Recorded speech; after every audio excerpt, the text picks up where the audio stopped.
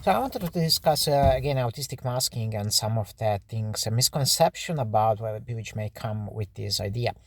So first of all, what is autistic masking in brief is basically the conscious activity of autistic people by trying to suppress their autistic traits so they can look more neurotypical and fit in a neurotypical society to avoid uh, being punished for not being neurotypical, basically by saying something different, doing something in a different way, which elicit a negative response from neurotypical people. So basically what autistic masking is uh, this conscious effort to look neurotypical basics. Okay, it's kind of okay, how can you imitate a neurotypical person for us? So I already discussed this more in detail and how what are the how it feels for us and how it's what's the mental health consequences of that. Um, and the main problem I'd say I've seen autistic people experiencing is that the toll that this masking has on our mental health, and that it makes us feel lonely and disconnected because we kind of feel like basically the only thing that really matters about us is how well we can imitate neurotypicals. And the whole conversation about us is around by neurotypical people. Autistic voices are generally ignored in the picture. There is a lot of false consciousness based type of psychologists who basically have this attitude of, well, we are psychologists, we understand how society works, we understand what's best for people. So the whole treatment of autism and really any other form of neurodivergence, and in the past any form of psychiatric mental health issues has been pretty much the same. We know what's best for them, we know how to fix them. If they actually are feeling they're getting worse experiences, worse outcomes, which is the case for most traditional psychological interventions to begin with, like even the extreme cases like lobotomy or shock therapy, and taking the crazy people and just tying them up for life has been seen to false consciousness psychologists like a good idea, because they are crazy, they don't understand what's best for them, so they need us to tell them what's best. And so yes, this person may say they are in pain, this person may say they are depressed, they may say that we are just basically just in survival mode and we're lacking human connection because we feel like everything good about us is just how well we can imitate a neurotypical person. And false consciousness psychology will say, but well, we know what's best for you, we know what it means to thrive, and to thrive means fitting a neurotypical society and imitating neurotypical people. So basically we are saying, we are masking is hurting us, and the neurotypical psychologist solution for that is, well, we'll teach you how to do more masking so you can pass better as a neurotypical, and then we know that that's what is best for you. So but what does autistic unmasking really means? Because so if this is what we are doing, what does it look like if we unmask? And I think this is actually the key misconception about autistic people and the way autistic people are portrayed by neurotypicals, which is there is a huge misconception of what an unmasked autistic person looks like. And one of the basic things that there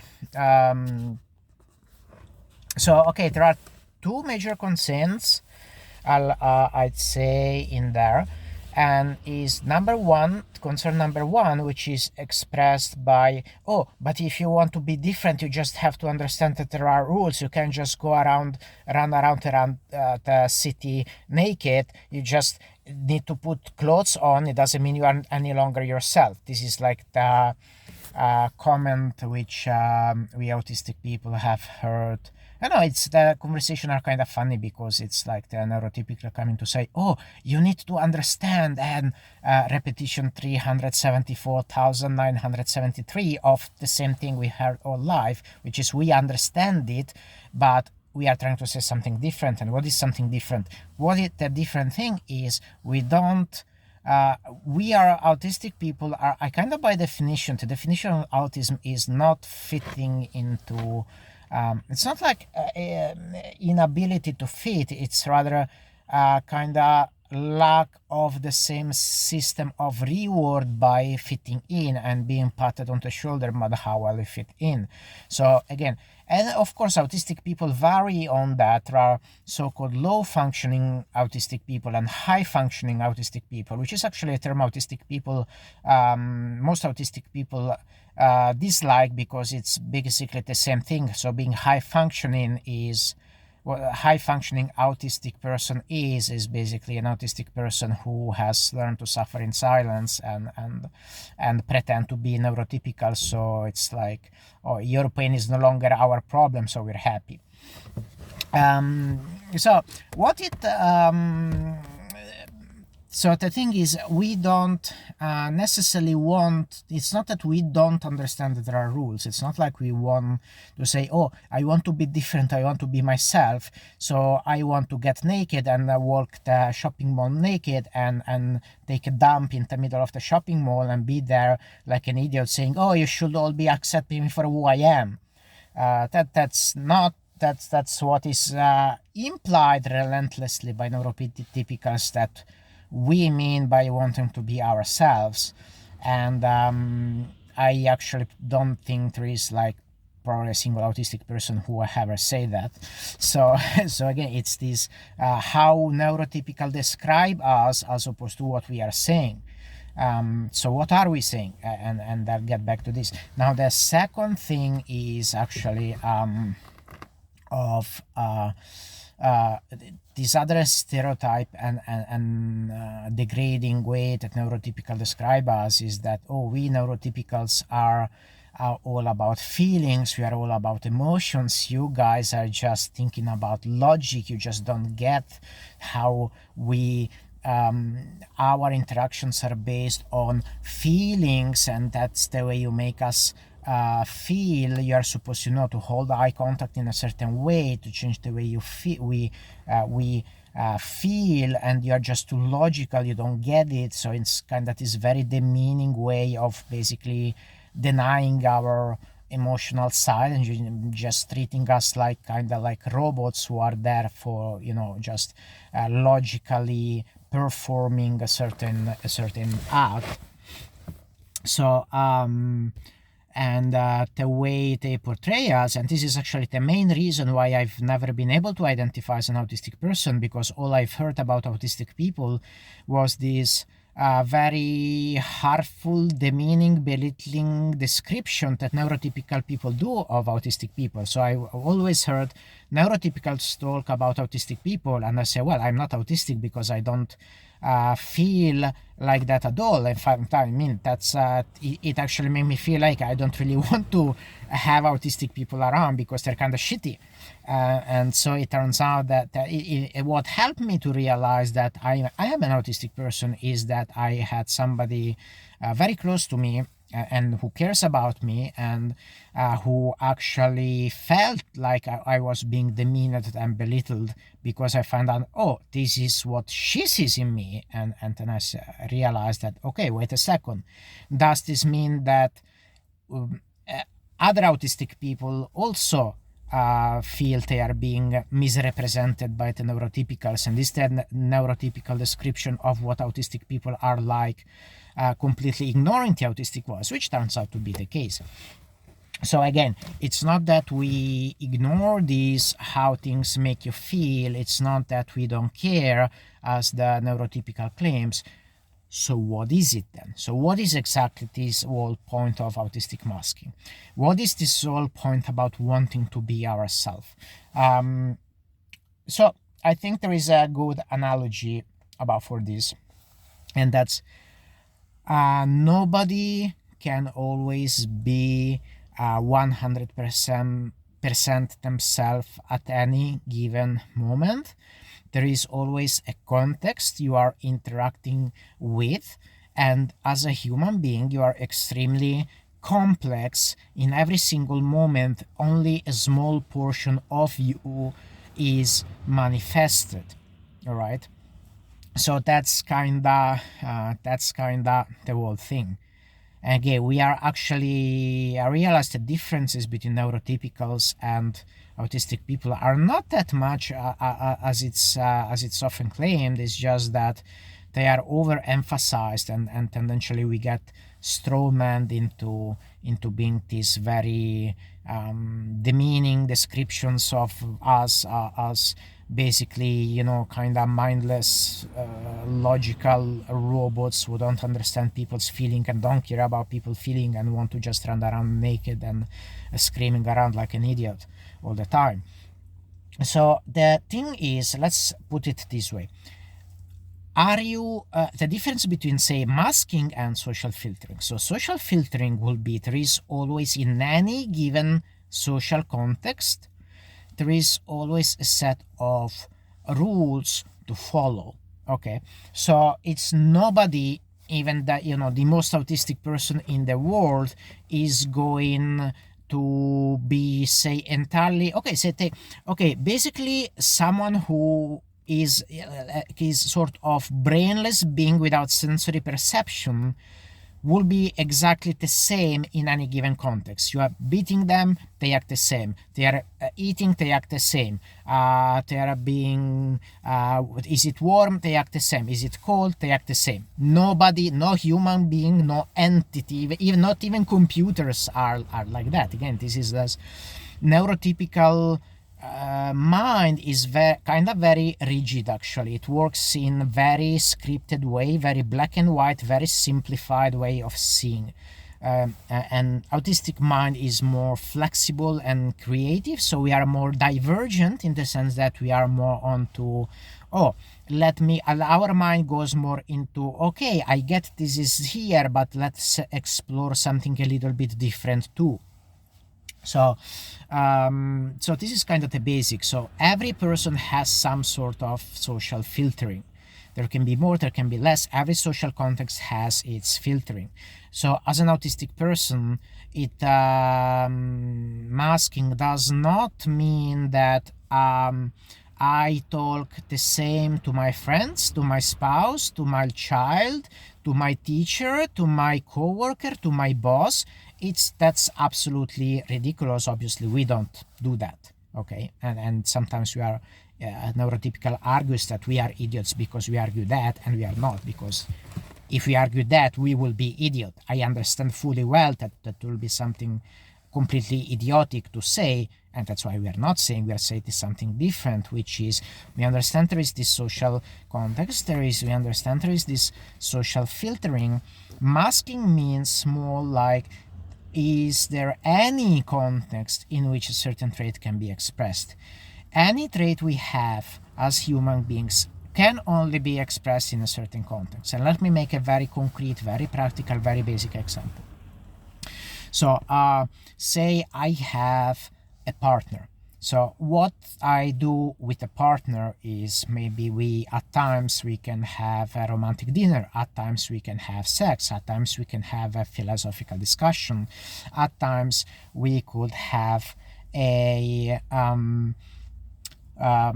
watching a movie. Okay, this set of behavioral and cognitive responses in each of these activity is different. So it's not that if I'm having sex with my partner, I'm thinking, acting the same way, using the same cognitive structures that I use when we are watching a movie together. So does that mean that, I am not being myself because I am not expressing the way I watch movie with my partner? Obviously not. That will be preposterous, and we are not as preposterous as people make us sound.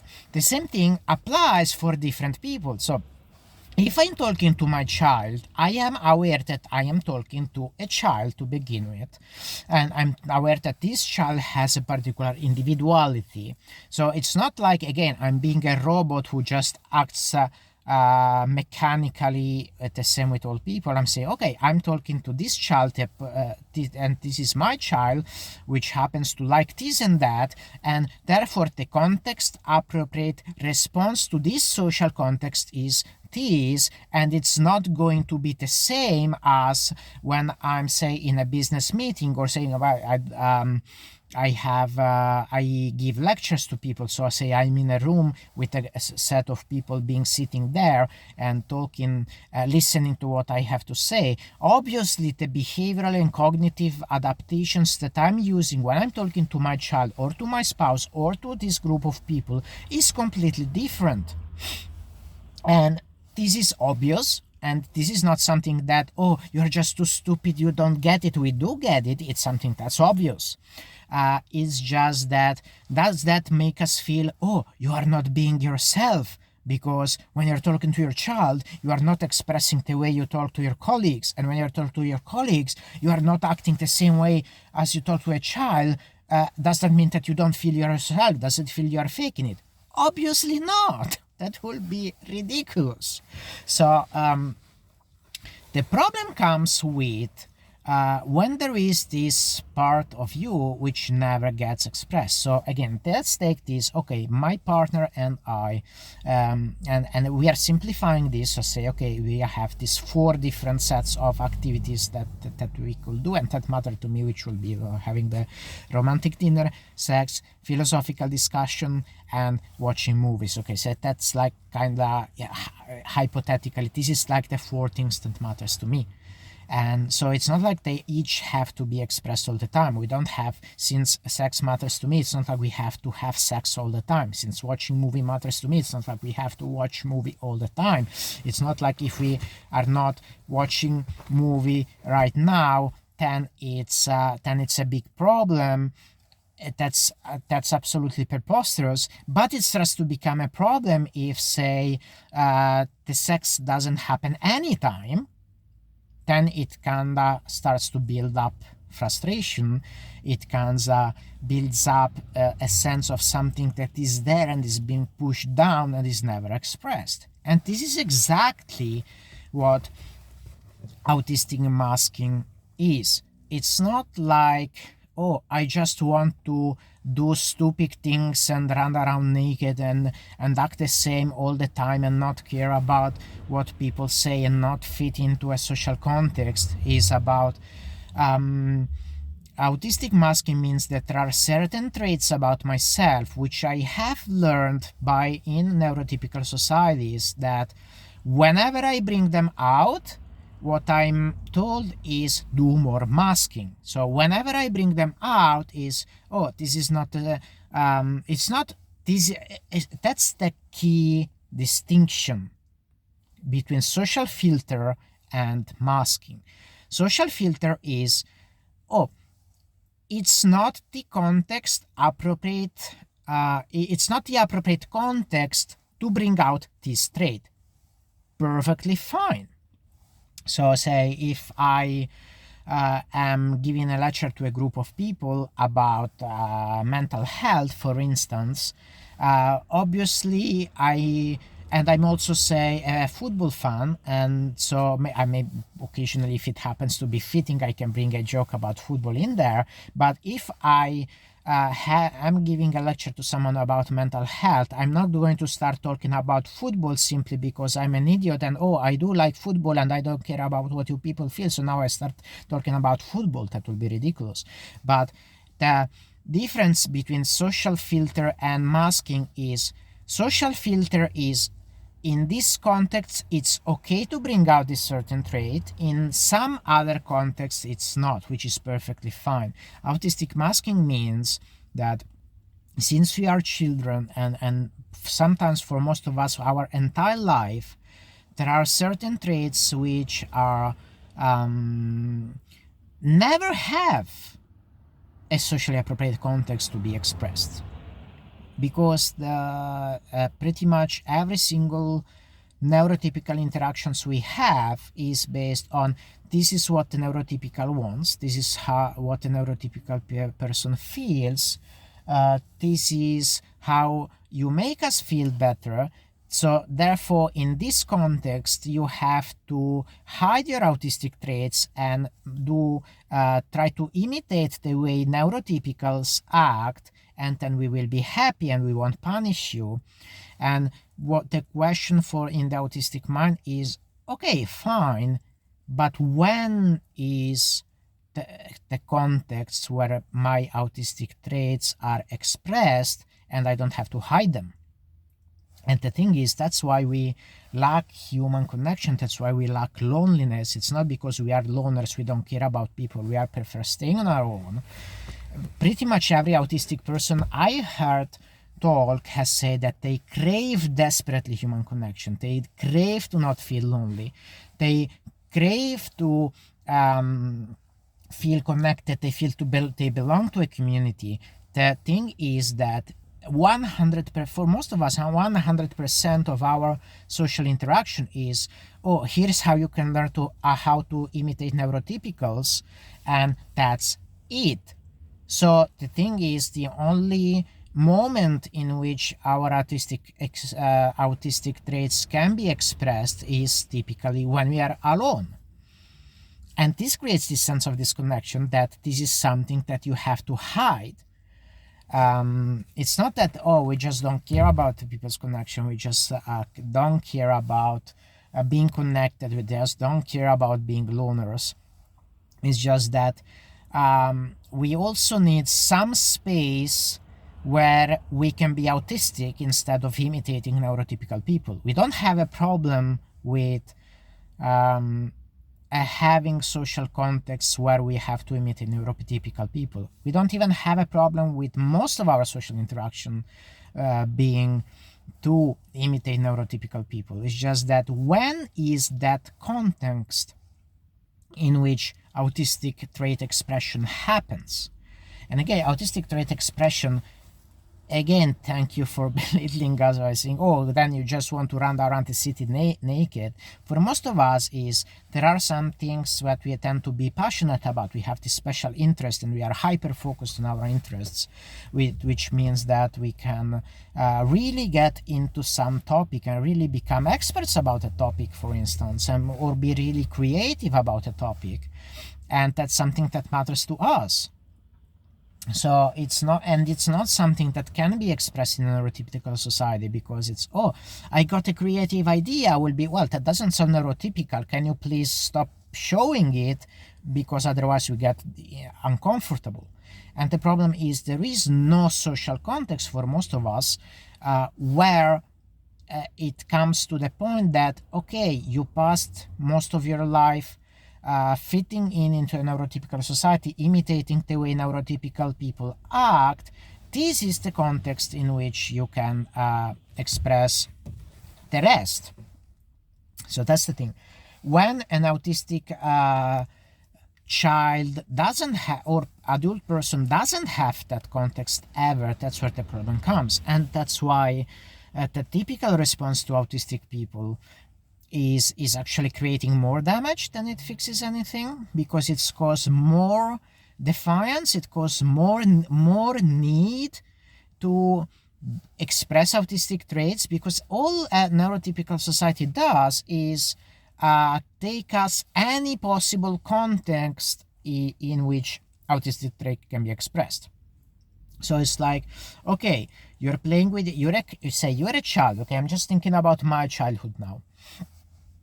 I realize that I am different. There are sometimes, again, it's sometimes being different doesn't mean that, oh, other kids are playing football, I want to run around naked and scream something nonsensical. It means that, oh, I like playing football with you guys.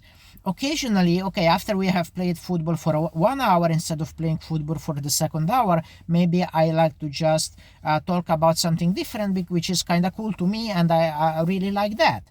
And that will be, no, that's weird, we are neurotypicals, don't like that, can you please shut it up? And I'm like, okay, fine, let's play football for 1 more hour and then I'll be fine with that. then I'll get home and I'll have dinner normally with my parents, and do all the sort of neurotypical activities, which again, it's we are not that different.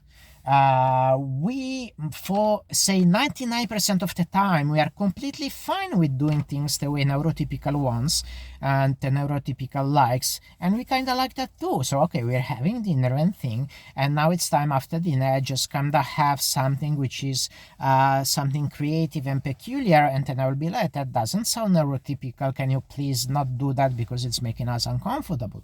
And I say okay. Then I learn about there is this school at this place called school where you can go to learn, and I'm so excited because it's like, oh, I love learning things. I like discussing things. I like being creative and being critical, and school is this place where you go to learn, and you're going to create things, and you get to to investigate and research. And I said, I'm so excited about this. And then I found out that school is actually, here is what the neurotypicals like, here is what you have to repeat to the teacher. And I'm like, okay, I memorized well, I have no problem repeating things to the teacher, I got the best grades. And then I come up with, okay, I've done that for the whole hour, now on these 5 minutes I kind of have a little different. And I was, but no, that's making us uncomfortable, can you please try to be more neurotypical?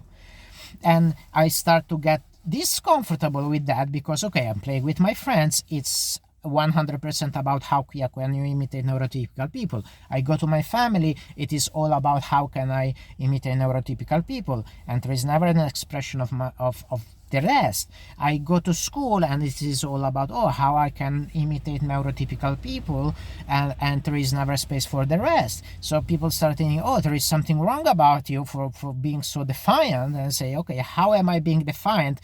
100% of my life is imitating what you want me to do. I'm doing it. It kind of hurts me, but I'm doing it regardless. And you're just being so pissed for me wanting, one little space to have, an expression of myself. So they send you to therapy maybe, and then you start learning this all these mainstream psychology technique, which are basically, this is how you can imitate the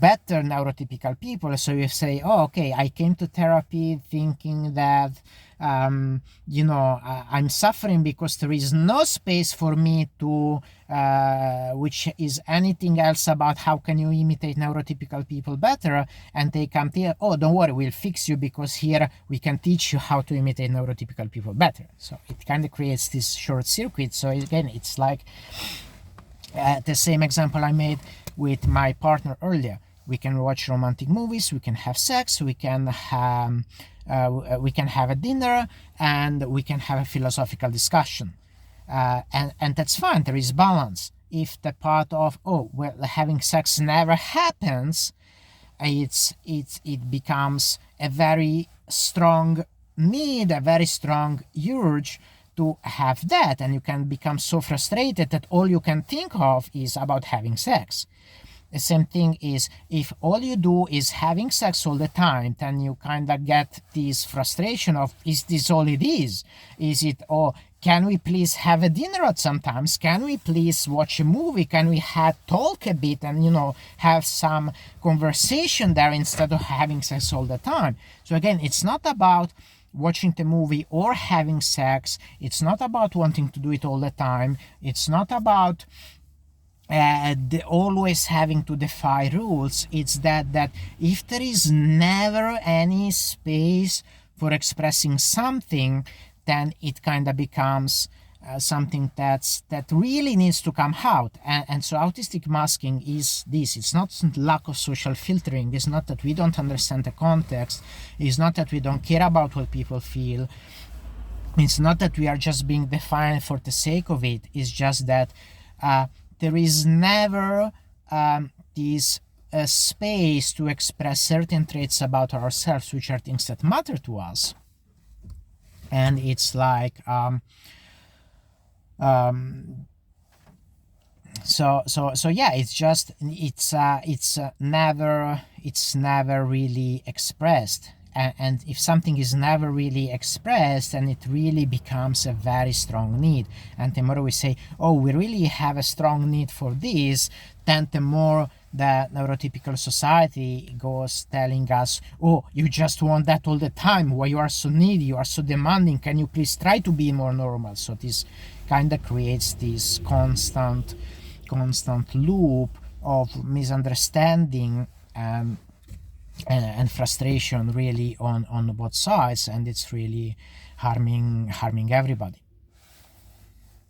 So what I would say, that autistic unmasking is having this safe space, where you can feel that you can be loved, accepted, and be safe, and not punished for showing something that is important for you and something that matters for you. um, and for most of us, it just simply doesn't happen, and that's why it becomes very, very important.